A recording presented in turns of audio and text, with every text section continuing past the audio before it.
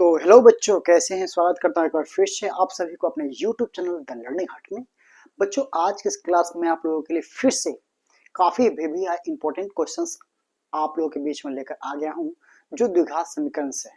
जी हाँ बच्चों, द्विघात समीकरण के काफी ही इंपॉर्टेंट क्वेश्चंस आप लोगों के लिए लेकर आया हूं, जो आपके बोर्ड के एग्जाम के लिए काफी ही महत्वपूर्ण होने वाला है।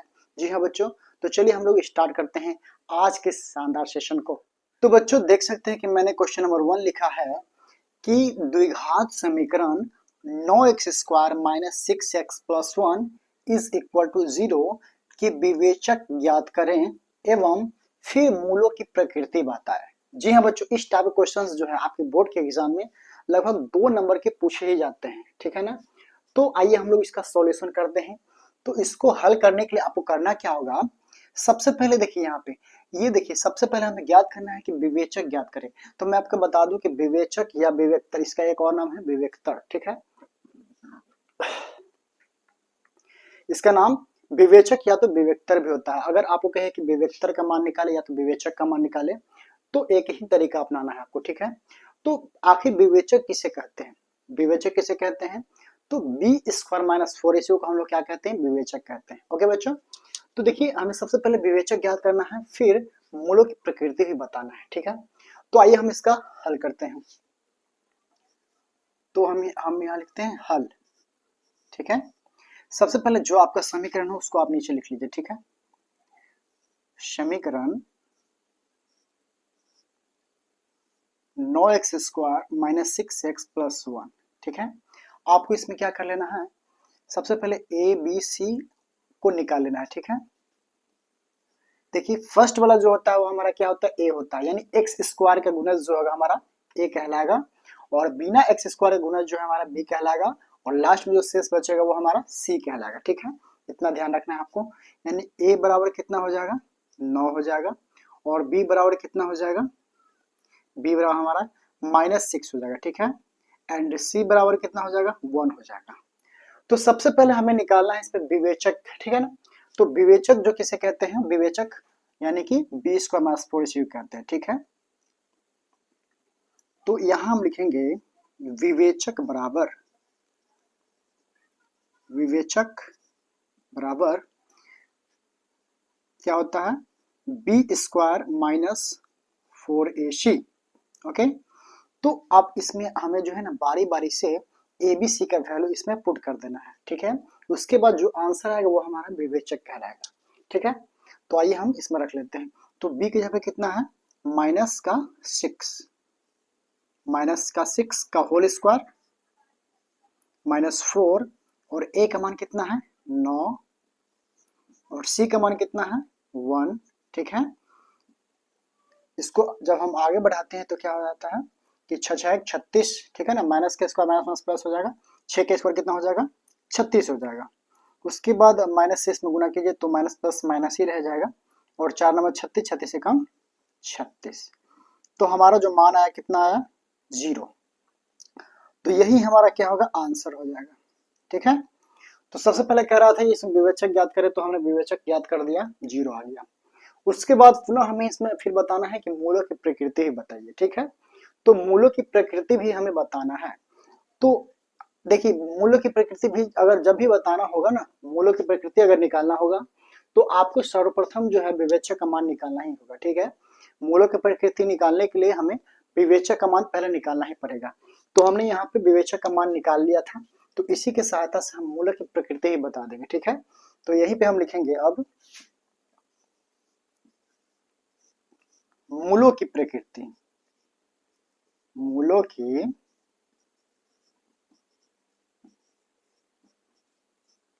प्रकृति, ठीक है। आपको मूलों की प्रकृति निकालने के लिए जो है 3 सूत्र आपको याद रखने होंगे, ठीक है।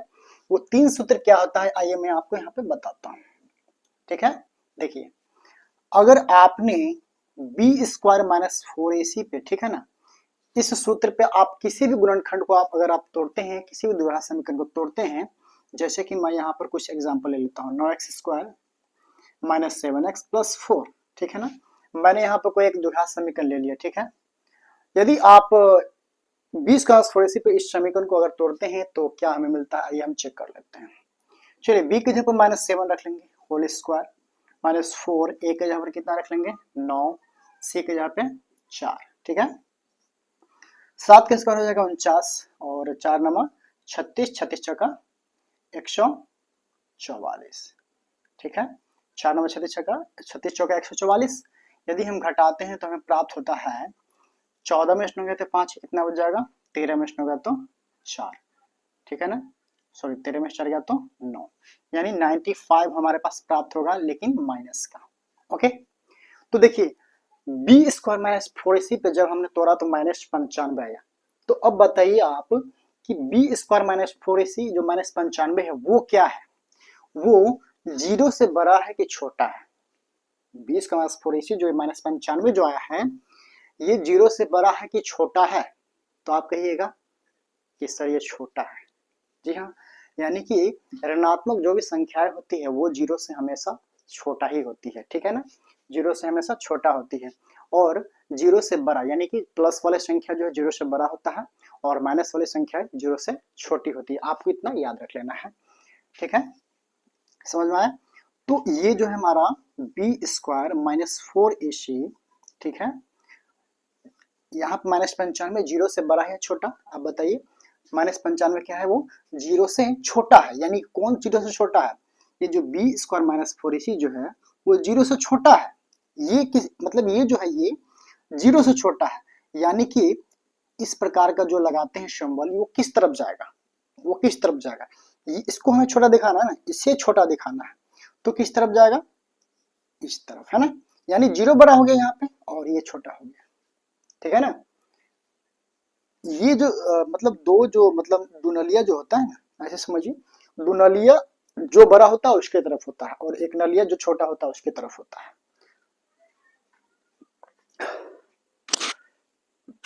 ठीक है। तो यदि इस तरह से होता है तो इसका मूल जो होता है वो क्या होता है, इसका मूल जो होता है मूल वास्तविक एवं मूल वास्तविक नहीं होते हैं इसका, ठीक है ना, मूल वास्तविक नहीं होंगे, ठीक है। यदि 20 का मान से 0 से अगर छोटा होता है तो उसका मूल क्या होता है, मूल वास्तविक नहीं होते हैं, ठीक है। चलिए सपोज दैट अगर किसी प्रकार का द्विघात समीकरण और हमने लिया और उसको हमने 20 का मान पे तोड़ा, ठीक है।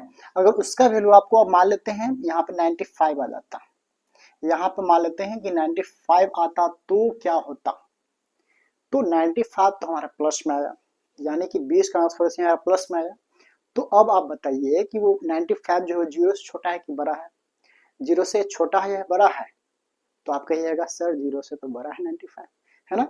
तो हम उसको किस प्रकार लिख सकते हैं, इस प्रकार से बी स्क्वायर -4ac 0, है ना, यानी कि कौन बड़ा हुआ, इस बार तो ये बड़ा हो गया ना, यानी कि ये जो 95 जो वैल्यू है, यानी कि इस फॉर्मूला पे हमने तोड़ा तो इसी का तो वैल्यू है ना, यानी ये इस बार क्या होगा 0 से बड़ा होगा, ठीक है, 0 से बड़ा होगा।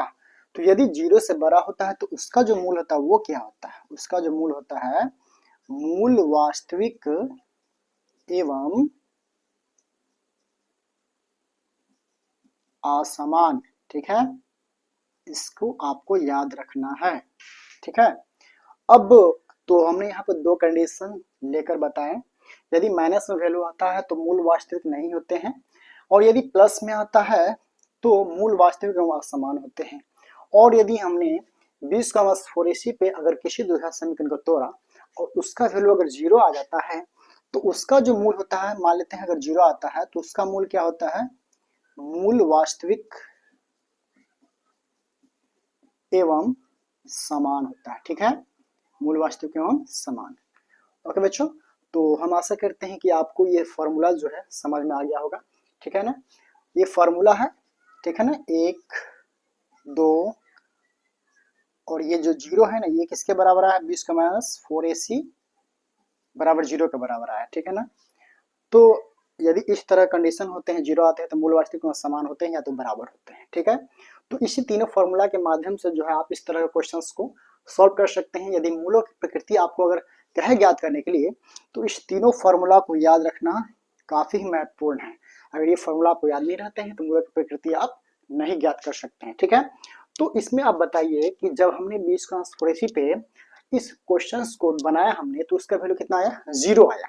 तो ठीक है, यदि 0 आता है तो उसका मूल क्या होता है, मूल वास्तविक अंक समान हो जाता है। ठीक है, 0 आएगा तो उसका हमेशा जो है ना मूल वास्तविक अंक समान होगा मूलों की प्रकृति। ठीक है, तो मूलों की प्रकृति हमारा क्या होगा, मूल वास्तविक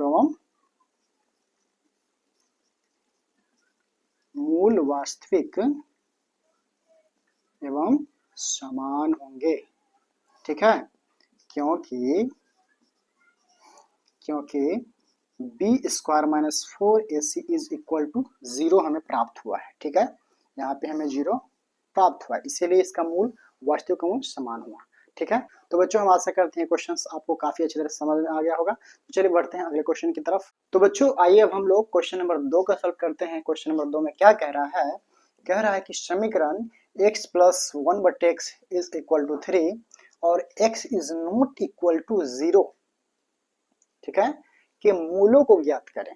ओके बच्चों, यानी एक समीकरण हमें इसमें दिया हुआ है कि x plus 1/x is equal to 3 और x is not equal to 0 के मूलों को ज्ञात करें। ठीक है, देखिए ये जो हमारा समीकरण है वो हमारा द्विघात समीकरण है या त्रिघात समीकरण है। तो आइए बच्चों अब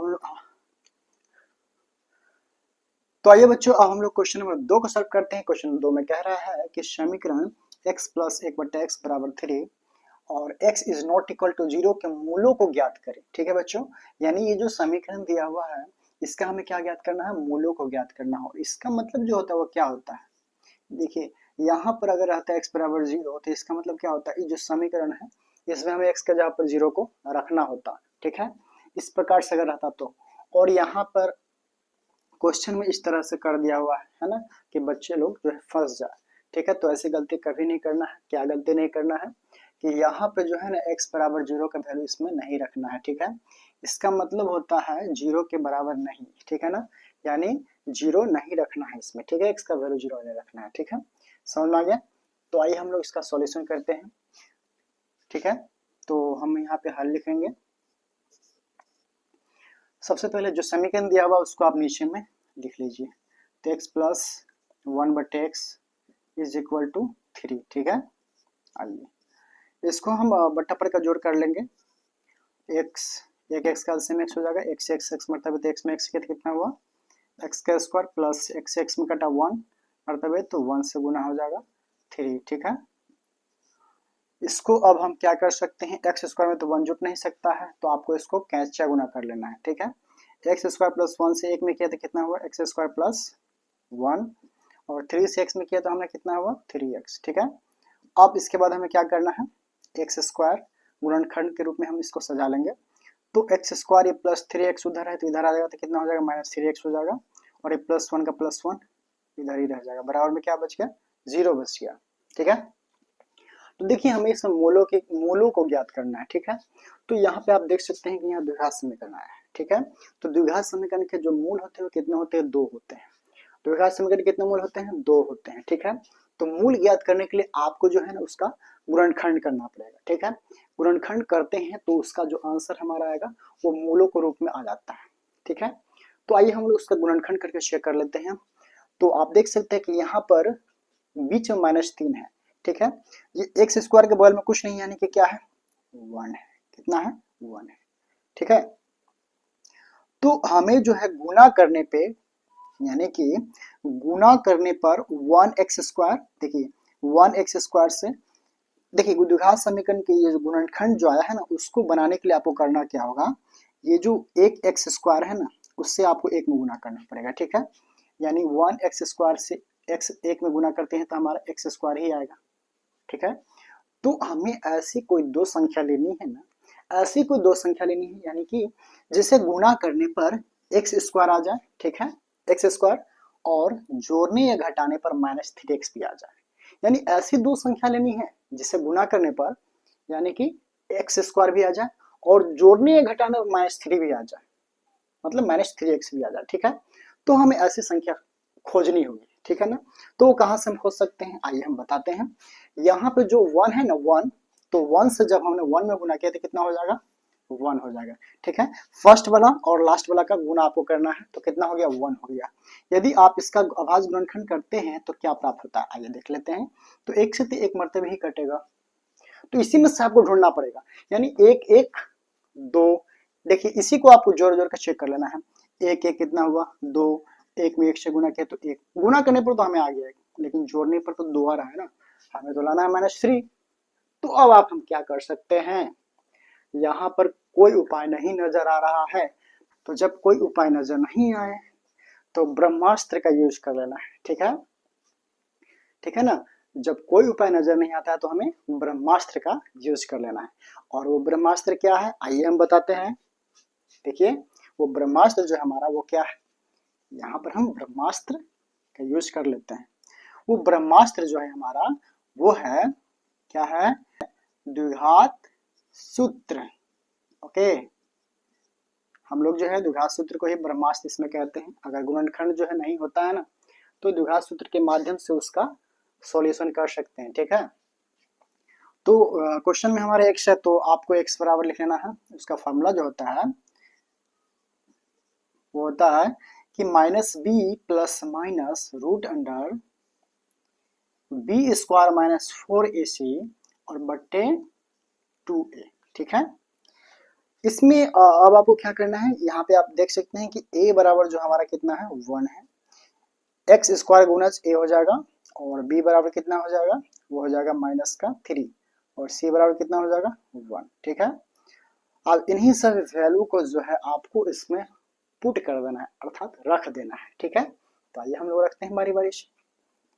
ठीक है, तो देखिए -3 है, माइनस पहले से यहाँ पे अवेलेबल है, तो माइनस को यहाँ लिख लेना है पहले, और b के जगह पे कितना -3, तो आपको इंटू -3 कर लेना है, plus minus root under b², तो b के जगह पर आप देखिए यहाँ पे क्या है -3, तो -3 का होल स्क्वायर -4, और a के जगह पे कितना है 1, देखिए यहाँ पे कितना है 1, तो हम यहाँ पे रख लेते हैं 1, और c का वैल्यू कितना है 1, तो आपको यहाँ भी रखना है 1।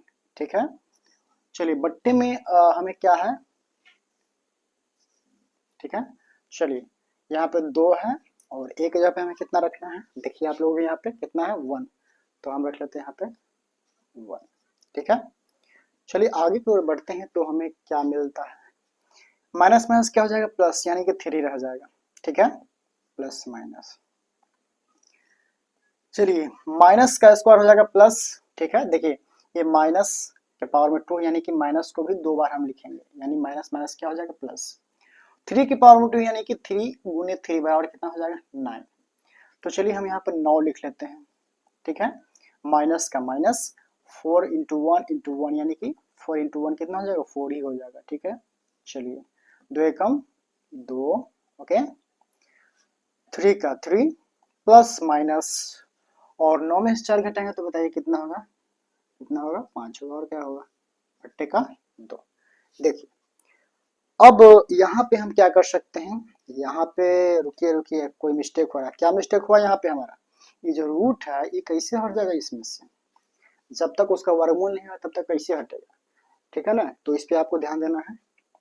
तो चलिए अब आगे हम क्या कर सकते हैं, इसमें आगे की ओर बढ़ते हैं थोड़ा सा।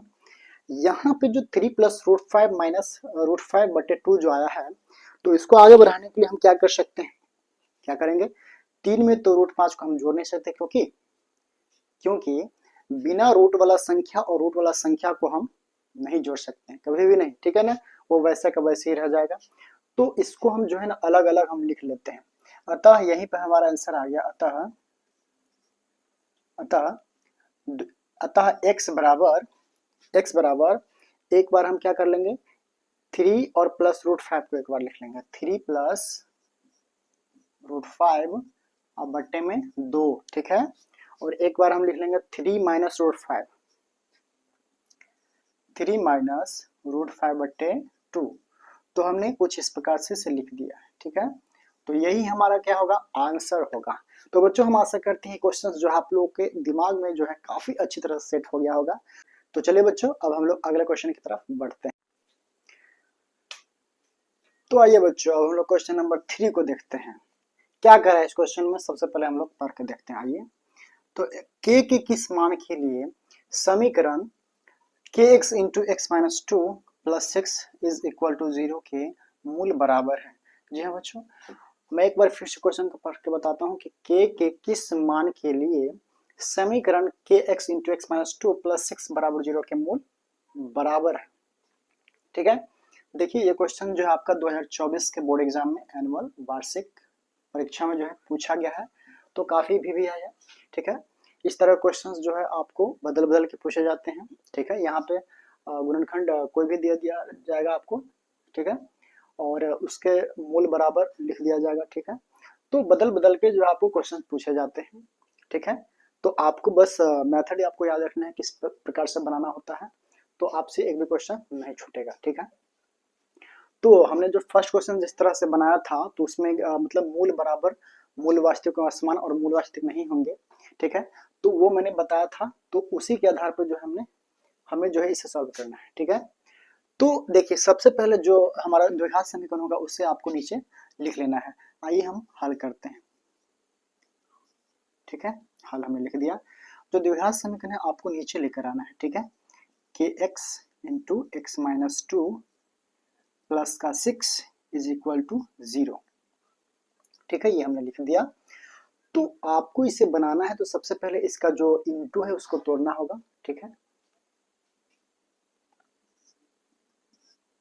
तो चलिए इसका गुना कर लेते हैं, और के से के का तो के रह जाएगा, और एक्स में एक्स से हुआ तो कितना होगा, एक्स स्क्वायर हो जाएगा। चलिए, के एक्स से टू में यदि गुना करते हैं तो कितना हो जाता है, माइनस का माइनस, और टू से के एक्स में के तो कितना होगा, टू के एक्स। ठीक है, प्लस का सिक्स इज इक्वल टू 0।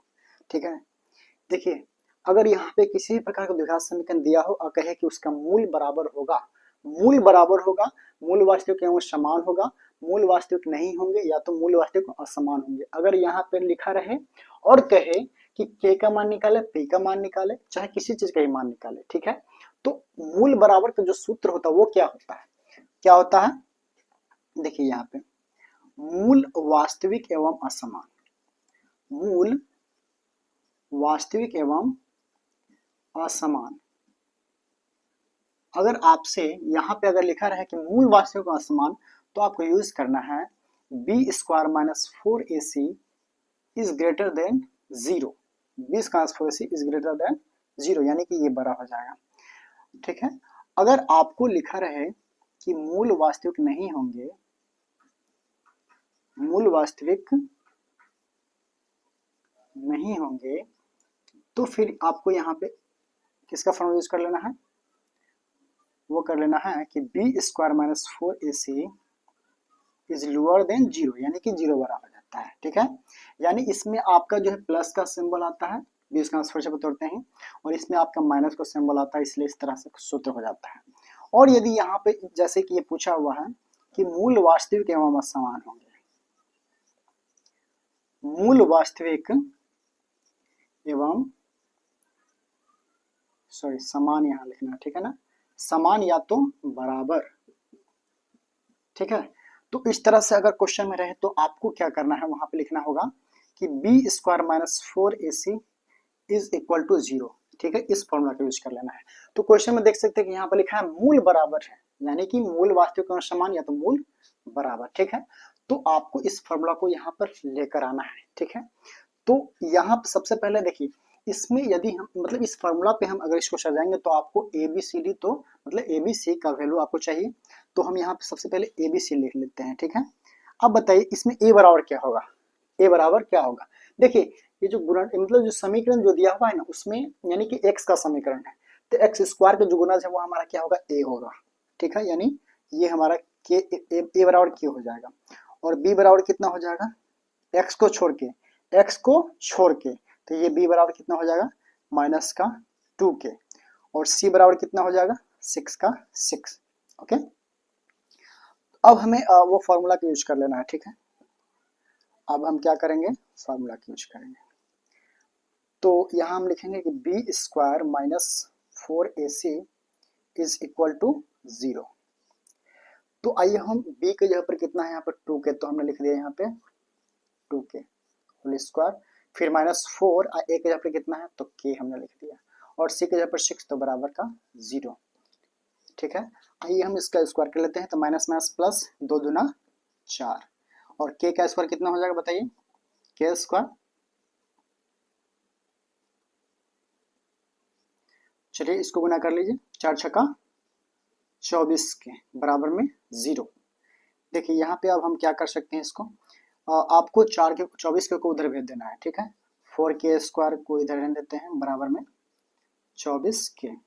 ठीक है, अब यहाँ पे हम क्या कर सकते हैं, देखिए यहाँ पे k स्क्वायर है, यानी कि इसका मतलब यहाँ पे k कितना हुआ, 2 हुआ, और यहाँ पे k कितना है, 1 है। यदि इस स्क्वायर से अगर a को कैंसिल कर देते हैं, इसका मतलब 1 k से 1 k कट जाता है। आपको नीचे वाला k से k को नहीं काटना है, अगर ऐसे काटेंगे तो क्या हो जाएगा, खेल खत्म ही हो जाएगा। ठीक है, तो ये गलती आपको नहीं करना है, स्क्वायर से आपको k को काटना है, 1 k को, तो इसका मतलब 1 k से 1 k कट जाएगा। ठीक है, तो अब यहाँ पे हम क्या कर सकते हैं कि k बराबर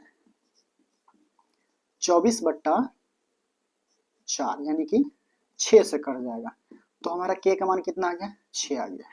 तो ये हमारा क्या होगा, आंसर होगा। तो बच्चों आई होप कि आप लोग क्वेश्चंस काफी अच्छी तरह समझ में आ गया होगा। इस तरह क्वेश्चंस जो है आपको अब किसी भी हाल में नहीं छूटने वाला है, बस आपको ये फॉर्मूला को याद रखना है। ठीक है, तो बच्चों चलिए अब हम लोग अगले क्वेश्चन की तरफ बढ़ते हैं। तो आइए बच्चों हम लोग क्वेश्चन 4 और 5 को देख लेते हैं। यहाँ पे कह रहा है कि दिखाइए कि x बराबर -3 समीकरण 2x² प्लस 5x - 3 का एक हल है। ठीक है, हमें प्रूव करना है कि ये जो -3 है इस समीकरण का एक हल है, तो हमें क्या करना है, सिद्ध कर लेना है। तो आइए हम लोग सबसे पहले उस क्वेश्चंस को उतार लेते हैं, यानी कि जो समीकरण हमारा उसका उतार लेते हैं। तो हम यहाँ पहले हल लिख लेते हैं। ठीक है, और यहाँ पे क्या है, वो 2x² प्लस का 5x माइनस का 3 बराबर 0।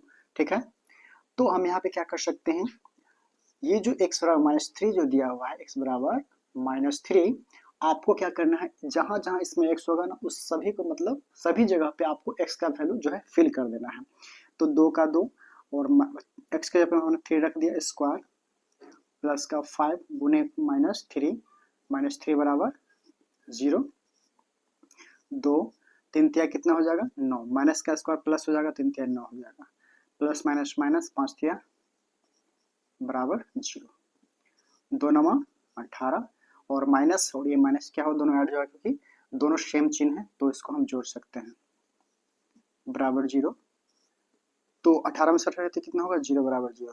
ठीक है, तो यहाँ पे हमारा दोनों इक्वल हो गया, यानी कि LHS बराबर और HS, ये क्या हो गया, प्रूव्ड हो गया। तो ये बच्चों हम लोग क्वेश्चन 5 को देखते हैं। 5 में कह रहा है कि द्विघात समीकरण 3x² - 4√3x + 4 बराबर 0 के मूल्यों की प्रकृति ज्ञात करें। क्वेश्चन नंबर 1 में हमने जैसे बनाया था उसी टाइप से इसे बनाना है। ठीक है, उसमें कह रहा था कि विवेचक का मान भी निकाले, और इसमें क्या कर रहा है, मूल्यों की प्रकृति भी निकाले। ठीक है,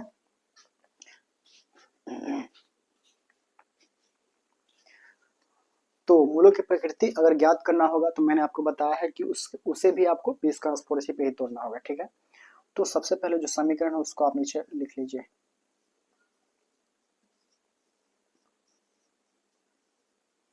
ठीक है, हमने लिख लिया। अब आपको क्या कर लेना है, इसमें से जो ए बी सी निकलने वाला है उसको निकाल लीजिए। ए बराबर कितना हो जाएगा, 3, और बी बराबर कितना हो जाएगा, -4√3, और सी बराबर कितना हो जाएगा, 4।